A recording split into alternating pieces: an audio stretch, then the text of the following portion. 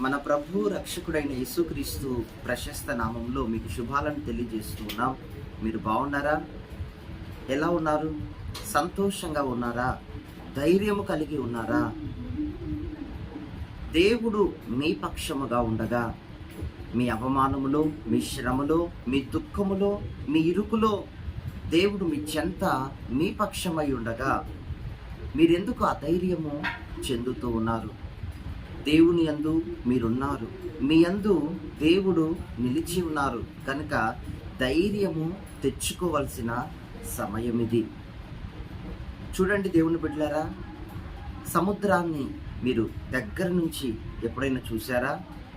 సముద్రములో దూరము నుండి అలలు గొప్ప ఘోషతో ఏదో అక్కడ గొప్ప ప్రమాదాన్ని సృష్టించున్నట్లుగా అవి శరవేగముతో ఒక క్షణంలో బయలుదేరుతూ ఘోషతో వస్తూ ఉంటాయి. కానీ ఎంత భయముతో ఘోషతో అవి వచ్చినప్పటికీ దేవుడు వాటికి నియమించిన హద్దు వరకే అవి రాగలుగుతాయి, వస్తాయి. తిరిగి మరలా మీరు గమనిస్తే అవి మరలా అంతే వేగముతోనే వెనక్కి వెళ్ళిపోతాయి. సమస్యలు కూడా జీవితంలో అంతే వస్తాయి, ఉవ్వెత్తున ఏదో సృష్టించడానికి వస్తాయి. కానీ మీరు ధైర్యము కలిగి ఉన్నప్పుడు అవి వస్తాయి, మిమ్మల్ని తాకుతాయి, మరలా అవి వెనక్కి వెళ్ళిపోతాయి. మీరు ఓర్పు వహించడాన్ని బట్టి, మీరు కాస్త దేవుణ్ణి బట్టి ధైర్యం తెచ్చుకొని ఓర్పు వహించినప్పుడు అవి వస్తాయి, మిమ్మల్ని తాకుతాయి, తిరిగి మరలా అవి వెళ్ళిపోతాయి. మీరు చూసుకున్నప్పుడు అవి ఇక మీకు కనబడవు. అవును ప్రియ సహోదరి, సహోదరుడా, దేవుని వాక్యములో ఈ రీతిగానే దేవుడు సెలవిస్తూ ఉన్నాడు. నా పిల్లలు బలవంత పెట్టే వరకు, నా పిల్లలు ఇరుకు పడే వరకు వద్దు. సమస్యలకు దేవుడు ఆజ్ఞాపించాడు. నా పిల్లల ఓర్పుకు మించి బలవంత పెట్టొద్దు, నా పిల్లల ఓర్పుకు మించి ఇరుకున పడవేయవద్దు అని ఆల్రెడీ దేవుడు సమస్యలకు ఆజ్ఞాపించి ఉన్నాడు. కనుక ఈరోజు నువ్వు ఏ సమస్యను బట్టి, ఏ శోధనను బట్టి నువ్వు ఏమాత్రం చింతింపవలసిన అవసరం లేదు. దేవుడు వాటికి బౌండరీస్ని నియమించాడు. నీవు ధైర్యం తెచ్చుకో. వాగ్దానాన్ని బట్టి దేవుడు తన పని నీ జీవితంలో జరిగించునుగాక. ఆమేన్. నీ సమస్యలు వస్తాయి, తిరిగి మరలా వెళ్ళిపోతాయి. దేవుని వాక్యాన్ని బట్టి, దేవుని బట్టి ధైర్యం తెచ్చుకున్నప్పుడు, ఓర్పు వహించినప్పుడు తర్వాత నువ్వు చూసుకోగా ఏవి నీ జీవితంలో సమస్యగా అనిపించదు కదా. అదే రీతిగానే ఈరోజు దేవుడు నీకు ఒక ధైర్యం ఇస్తానంటున్నారు. పరిపూర్ణమైన ధైర్యము నీ గుండెలలో దేవుడు కుమ్మరిస్తానని సెలవిస్తున్నారు. అయితే మనలను ధైర్యపరిచేది ఎవరో మీరు బాగా తెలుసుకోవాలి. భూమి ఆకాశములను కలగజేసిన దేవుడు, నిన్ను నన్ను ఓ తల్లి గర్భాన గొప్ప సంకల్పంతో ఈ లోకానికి పంపినవాడు మనలను ధైర్యపరచుటకు సమర్థుడు. అంతేకాకుండా ధైర్యం ఇచ్చినది ఆయన. దేని ద్వారా మనకు ధైర్యాన్ని కలగజేస్తాడో చెప్పనా? దేవుని వాగ్దానముల మూలముగా మనకు ధైర్యాన్ని, బ్రతుకు పట్ల నిరీక్షణను దేవుడు కలిగిస్తున్నాడు. చూద్దామా? బైబిల్ గ్రంథంలో కీర్తనలు 51వ అధ్యాయం 15వ వచనములో, ఆపత్కాలమున నీవు నన్ను గూర్చి మొరపెట్టుము, నేను నిన్ను విడిపించెదను. నీవు నన్ను గూర్చి మొరపెట్టుము, నా నామము పేరిట నువ్వు నాకు మొరపెట్టుము. నువ్వు ఏ దిక్కుగా ఉన్నా, ఏ దేశములో ఉన్నా, ఏ గ్రామములో ఉన్నా, నువ్వు ఏ సిటిజన్ అయినప్పటికీ కూడా నువ్వు నా నామం పేరిట మొరపెట్టు. నేరుగా నేను పరలోకమందు ఉన్నాను, పరలోకం వైపుగా నువ్వు తేరి చూడు. పరలోకము తట్టు నా నామం పేరిట నువ్వు మొరపెట్టు, ప్రతిదినం మొరపెట్టు, ప్రతిదినం మొరపెట్టు, ప్రతిదినం. నేను నీ మనవిని ఆలకించి నీ ఉన్న పరిస్థితులలో నుండి నేను నిన్ను విడిపించెదను. హల్లెలూయా.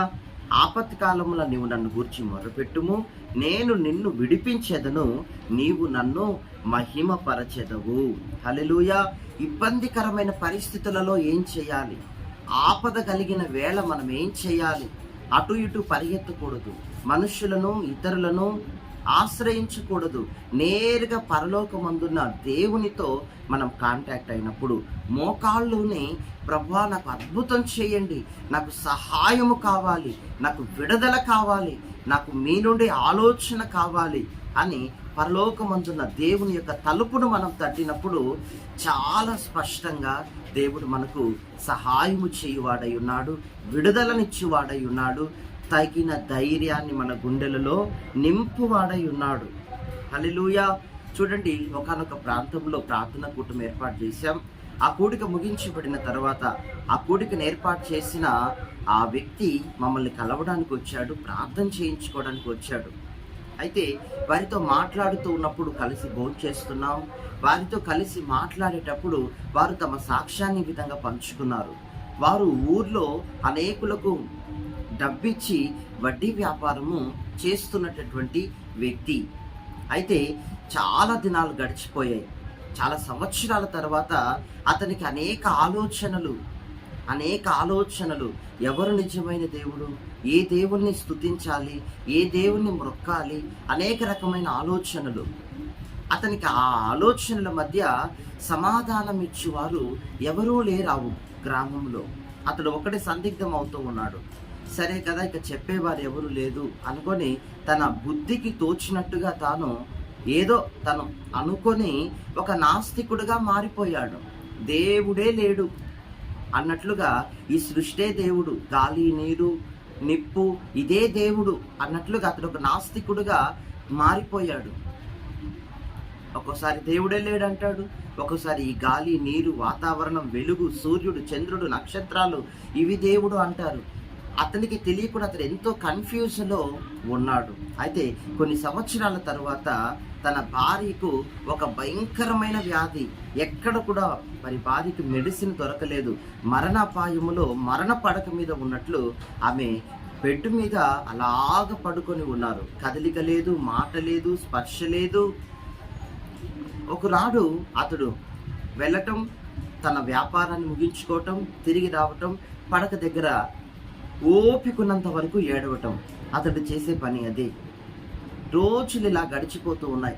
అయితే ఒకనాడు చాలా తీరని దుఃఖము కలిగి ఆ మంచము దగ్గర అతనికి తెలియకుండానే మోకాళ్ళేసి గట్టిగా అరుస్తున్నాడు. అది ప్రార్థన కూడా కాదు, గట్టిగా మోకాళ్ళేసి తన భార్య నిమిత్తం అతడు ఎంతో పట్టజాలని బాధతో ఏడుస్తున్నాడు. కొన్ని గంటల తర్వాత గోడలలో నుండి ఒక స్వరము అతడికి వినపడింది. నాకు మొరపెట్టు, నేను విడిపించగల దేవుడను, నాకు మొరపెట్టు, నేను విడిపిస్తాను అని ఒక 4 సార్లు ఆ శబ్దాన్ని అతడు విన్నాడు. మోకాలేశాడు కదా, పైకి లేచి కళ్ళు తుడుచుకొని అంతు చుట్టూరా చూశాడు, ఎవరూ లేరు. మరలా అదే స్వరం 4 సార్లు అతడు ఆ స్వరాన్ని విన్నాడు. అయితే నేను ఎవరికి మొరపెట్టాలి అని గట్టిగా ఇతడు అన్నందువలన ఆ స్వరము అతనికి బదులిస్తోంది, యేసు నజరేయుడగు యేసు నామములో నీవు మొరపెట్టాలి. ఈరోజు అతడు ఆ విధంగా మొరపెట్టినప్పుడు దేవుని బిడ్డ నెమ్మదిగా మరణించవలసిన మరణ పడక మీద ఉన్న ఆమె స్థితి అంతా మారిపోయింది. పైకి లేచింది, చీలమండలం మోకాళ్ళలో బలం పొందుకుంది, జీవం పొందుకుంది. ఈ రోజుకు సజీవంగా దేవుని సన్నిధిలో వారు సాక్ష్యముగా ఉన్నారు. ఈ సందేశాన్ని వింటున్న ఓ దేవుని బిడ్డ, నువ్వు ఏ స్థలం నుండి, ఏ ప్రాంతం నుండి చూస్తున్నావో, ఏ శ్రమలో, ఏ ఇరుకులో నుండి నువ్వు ఏడ్చి శక్తి లేనంతగా కలవరం పెట్టుకొని మరి బాధపడుతూ దుఃఖపడుతూ ఉన్నావు తెలియదు, కానీ పరిశుద్ధ ఆత్మదేవుడు నీతో మాట్లాడుతున్నాడు. ఒక్కసారిగా ప్రభువా నేను నీ సన్నిధికి మొరపెడతాను, పరలోకమందు మీరున్నారు, మీకు మొరపెడతాను, అద్భుతం చేయండి, నాకు సహాయం అందించండి, నా పట్ల మీ కనికరాన్ని కురిపించండి, మీ ప్రేమను నాకు ఇవ్వండి అంటూ మీరు ఒక్కసారిగా తదేకంగా ప్రార్థన చేయటం మొదలు పెట్టండి. బిగ్గరగా దేవుని సన్నిధిలో కేకలేయటం మొదలు పెట్టండి. దేవుడు మీ స్వరము విని కదిలింపబడి మీ యొద్దకు రాబోతున్నాడు. హల్లెలూయా. మీ ప్రార్థన దేవుని హృదయాన్ని రంజింపజేస్తుంది. మీ ప్రార్థన దేవుని కదిలించునుగాక. మీ కన్నీరును బట్టి దేవుడు మీ మధ్యకు వచ్చి మీకు అద్భుతము చెయ్యునుగాక. హల్లెలూయా. అప్పు సమస్యతో ఉన్నారా? ఆర్థిక పరిస్థితిలో ఉన్నారా? సొంత గృహము లేదా? ఇంట్లో రోగముతో మంచం మీద పడి ఉన్న బలహీనులైన వారు ఎవరైనా ఉన్నారా? ఏ పరిస్థితికైనా ఒకటే ఆన్సరు, నాకు మొరపెట్టుము, నేను నిన్ను విడిపిస్తాను, తర్వాత నువ్వు నన్ను మహిమపరుస్తావు, ఘనపరుస్తావు, యేసే నిజమైన దేవుడని అనేకులకు ప్రకటించగలుగుతావని దేవుని వాగ్దానము మనకు సెలవిస్తోంది. నిశ్చయముగా ఈ వాగ్దానం కొరకు ప్రార్థన చేసుకుందాం, రిసీవ్ చేసుకుందాం. ఇది నాకే, ఇది నా వాగ్దానమే, నా జీవితాన్ని మార్చండి దేవా, నా స్థితిగతులను మార్చండి దేవా అని దేవుని సన్నిధిలో అందాం. పరిశుద్ధాత్మ దేవుడు మీ మొరవిని మీకు సహాయము చేయునుగాక. మహాపరిశుద్ధుడా, జీవాధిపతి, మీ నామానికి స్తోత్రం. ఎందరూ అయ్యా మొర పెట్టలేని స్థితిలో ఏడ్చుచు ఉన్నారు, వారి బాధను అర్థం చేసుకోండి నాయన. అయ్యా వారి ప్రార్థన మిమ్మల్ని రంజింపజేయునుగాక ప్రభా, వారి ప్రార్థన మిమ్మల్ని కదిలించునుగాక. మీ ద్వారా స్వస్థత, మీ ద్వారా విడుదల, మీ నామం పేరిట మొరపెట్టినప్పుడు ఏదైనా అద్భుతం చేసే దేవుడవు. ఈరోజు ఎవరు దేని కొరకు ఎదురు చూస్తున్నారో, నిరీక్షణతో ఉన్నారో, విశ్వాసము కోల్పోక ప్రభా, వారు కేవలం మీ మీద ఆశ పెట్టుకొని ఉన్నారు. వారి పట్ల మీ కార్యము చేసి సంతోషపరిచి ఈరోజే అద్భుతాలను మీ బిడ్డల జీవితాల్లో కళ్ళ ఎదుట మీరు చూపించమని యేసు నామములో ప్రార్థిస్తున్నాము తండ్రి. ఆమేన్. God bless you. దేవుడు మిమ్మల్ని ఈ రీతిగా దీవించబోతున్నాడు. ఆమేన్.